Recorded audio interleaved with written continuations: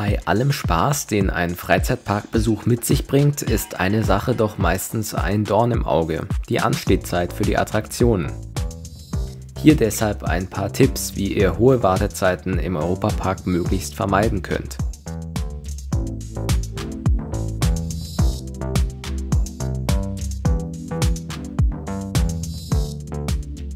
Bereits bei der Wahl eures Besuchstags solltet ihr euch einige Gedanken machen, um Tage mit hohem Andrang möglichst zu meiden. Hierbei können aber nur Tendenzen vorhergesagt werden. Wie voll es tatsächlich wird, kann niemand genau sagen. Außerdem ist zusätzlich das Wetter ein wichtiger Faktor für den Andrang und macht eine langfristige Planung schwieriger. Grob kann man sagen, dass die Sommermonate Juli und August eher gemieden werden sollten. Auch wenn die Schulferien in Baden-Württemberg erst Ende Juli beginnen, werden die Wochen davor oft für Schulausflüge in den Park genutzt. Auch die Halloween-Zeit, vor allem ab Mitte Oktober, erfreute sich in den letzten Jahren einer immer größeren Beliebtheit und wurde zu einer zweiten Hauptsaison. Seit diesem Jahr lohnt es sich auch finanziell, diese Zeiten zu meiden, da der Europapark in den gut besuchten Zeiträumen jetzt 60 statt 55 € verlangt und so Orientierung gibt, wann mit hohem Andrang zu rechnen ist. Besonders leer hingegen sind erfahrungsgemäß Montag bis Freitag in den ersten Wochen der Wintersaison, also Ende November bis Mitte Dezember. Zur neuen Hello-Winter-Saison gibt es bisher noch keine Erfahrungen, da der Park in diesem Jahr zum ersten Mal durchgängig im November geöffnet bleiben soll. Mit erhöhtem Besucherandrang muss außerdem an den Feiertagen in Deutschland, der Schweiz und Frankreich gerechnet werden. Komplett gemieden werden sollten Brückentage, also Freitage direkt nach oder Montage direkt vor einem Feiertag. Diese Brückentage zählen nicht selten zu den vollsten Tagen des Jahres. Außerdem sollte man auf die Schulferien der umliegenden Regionen achten. Am wichtigsten sind die Ferien von Baden-Württemberg, aber auch die Ferienzeiten in Frankreich und der Schweiz spielen eine wichtige Rolle. In Frankreich sollten die Ferien der Zone B bzw. Region Straßburg berücksichtigt werden, in der Schweiz vor allem die der direkt an der Grenze liegenden Kantone Basel-Stadt und Basel-Land. Außerhalb der Schulferien sollten Wochenenden gemieden werden, wobei der Samstag meist voller als der Sonntag ist. Hat Baden-Württemberg Schulferien, kehrt sich das oft um, das heißt Samstag und Sonntag gehören dann eher zu den leereren Wochentagen, stattdessen liegen die Spitzentage eher in der Wochenmitte.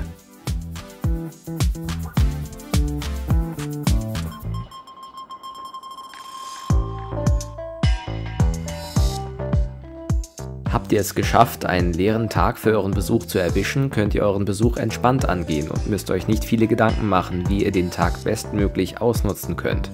Ist es aber wieder erwarten an eurem Besuchstag doch voll oder ihr seid zum Beispiel wegen schulpflichtiger Kinder auf einen gut besuchten Tag angewiesen, könnt ihr mit ein paar Tricks auch ohne Stress viele eurer Lieblingsattraktionen schaffen. Ein Helfer dabei ist die Europapark und Rolantica App, auf der ihr die Wartezeiten der Attraktionen im Blick behalten könnt. Außerdem könnt ihr die App für virtuelles Anstehen nutzen, dazu aber später mehr. Vorab auch hier der Hinweis, dass das Wetter im Tagesverlauf beim Verhalten der Besucher eine große Rolle spielt. Meine Tipps gelten am ehesten bei stabilem Wetter ohne Regen. Die wertvollste Zeit des Tages sind in der Regel die ersten Stunden der Parköffnung, da dort noch nicht viele Besucher im Park sind. Die ersten Attraktionen öffnen bereits um 8:30. Im Optimalfall trefft ihr also bereits gegen 8:15 Uhr in Rust ein. Dadurch umgeht ihr auch ein Anstehen für den Einlass in den Park und falls ihr mit dem Auto anreist, einen zeitfressenden Stau vor dem Besucherparkplatz. Spätestens um 8:30 Uhr öffnen sich in der Sommersaison die Tore der direkt am Haupteingang liegenden Themenbereiche Deutschland und Italien. Auch die dazugehörigen Attraktionen gehen bereits um diese Zeit in Betrieb. Darunter mit dem 2017 eröffneten Voletarium auch eine der Großattraktionen des Parks. Die ersten Minuten nach 8:30 solltet ihr direkt für eine Fahrt mit dem Voletarium nutzen, da die Wartezeiten dieser Attraktion durch die Lage direkt am Haupteingang des Parks bereits ab ca. 8:45 Uhr in die Höhe schießen.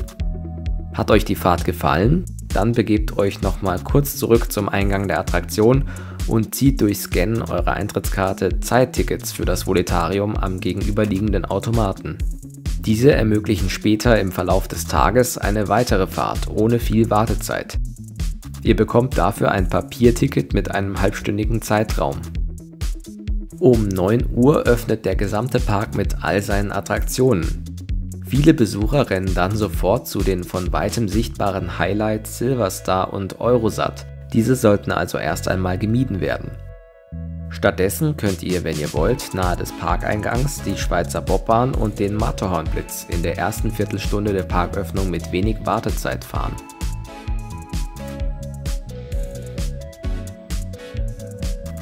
An warmen Tagen solltet ihr daran denken, dass die Wasserattraktionen mit steigenden Temperaturen gegen Mittag sehr voll werden können.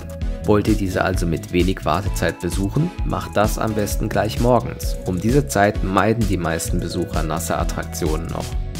Da nicht weit vom Eingang mit Poseidon eine der großen Wasserattraktionen liegt, bietet sich diese als eine der ersten Fahrten nach Parköffnung an. Wenn ihr wollt, könnt ihr auf dem Weg dorthin noch die gegenüberliegende Kinderachterbahn Pegasus mit wenig Wartezeit mitnehmen. Nun füllt sich der Park mehr und mehr.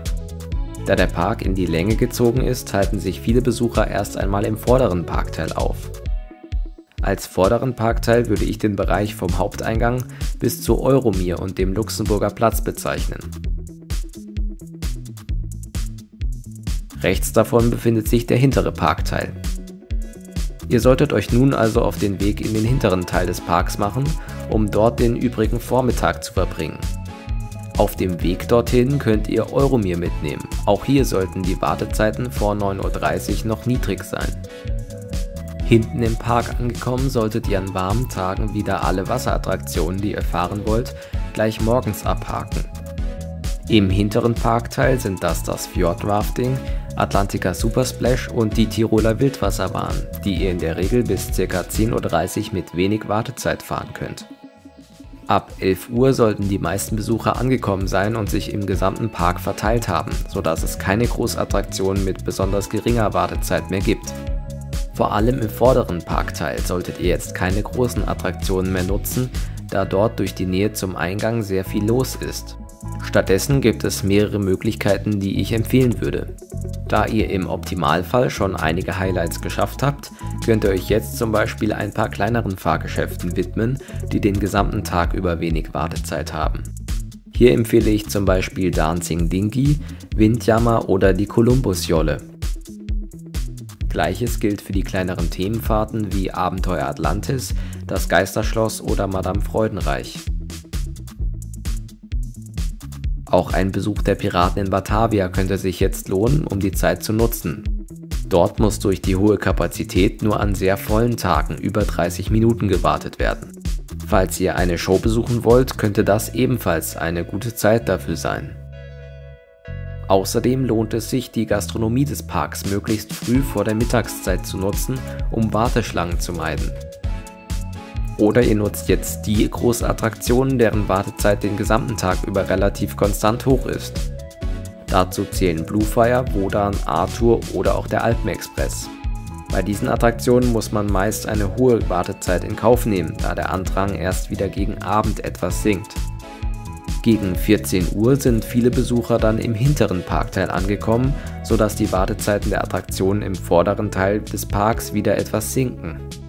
Dadurch kann jetzt eine Fahrt auf Eurosat, Silverstar oder dem Volitarium in Angriff genommen werden. Nach dem starken Andrang am Vormittag sollten ab 15 Uhr auch bei Poseidon, Euromir, dem Matterhornblitz, der Schweizer Bobbahn und Pegasus die Wartezeiten wieder etwas zurückgehen. Ab 17 Uhr beginnt sich dann der gesamte Park, vor allem der hintere Teil, etwas zu leeren, da viele Besucher den Heimweg antreten. Die Wartezeit sollte jetzt an allen Attraktionen etwas zurückgehen. Falls noch Großattraktionen unerledigt auf eurer Liste stehen, könnt ihr diese jetzt besuchen oder Wiederholungsfahrten in Angriff nehmen. Das Volitarium wird von vielen Besuchern als letzte Fahrt genutzt und sollte jetzt wieder gemieden werden. Auch der Andrang beim Silverstar geht in den Abendstunden aufgrund der Lage in der Nähe des Ausgangs nicht wirklich zurück. Um möglichst viel aus dem Parkbesuch herauszuholen, lohnt es sich natürlich, die Parköffnungszeit voll auszunutzen. Im Europapark kann man sich bis zur letzten Minute vor Parkschluss bei den Attraktionen anstellen. Der Park ist in der Sommersaison bis mindestens 18 Uhr geöffnet, je nach Besucherandrang wird die Öffnungszeit jedoch nach hinten geschoben. Wann der Parkschluss an eurem Besuchstag ist, erfahrt ihr ab Mittag über viele Schilder und Anzeigetafeln im Park oder in der App.